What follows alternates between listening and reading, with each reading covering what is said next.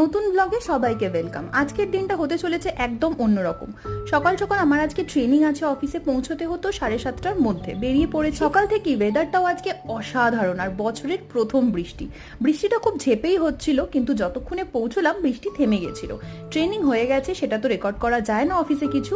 ওখান থেকে অটো নিয়ে চলে এসেছি একটা মলে, সেটা হচ্ছে সারাথ সিটি মল, অফিসের খুব কাছেই। আর এই হচ্ছে আমার OOTD। প্রথমবার হায়দ্রাবাদে এসে আমি একা কোথাও বেরোলাম। জেনারেলি আমি সৌরভের সাথেই যাই, খুব বোর হচ্ছিলাম।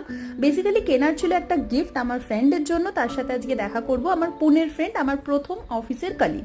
নাইকা থেকে তার জন্য কিছু গিফট নিয়ে নিলাম, তারপর আমি বসে সময় কাটাচ্ছি। একা আমার কিছু খেতে ভালো লাগে না, তাই ফুড কোর্টের দিকে আর যাইনি, কিন্তু নিচে গানের আওয়াজ পেয়ে এসে দেখলাম এরকম স্ট্রিট ডান্সিং করছে একটা ডান্স ট্রুপ থেকে।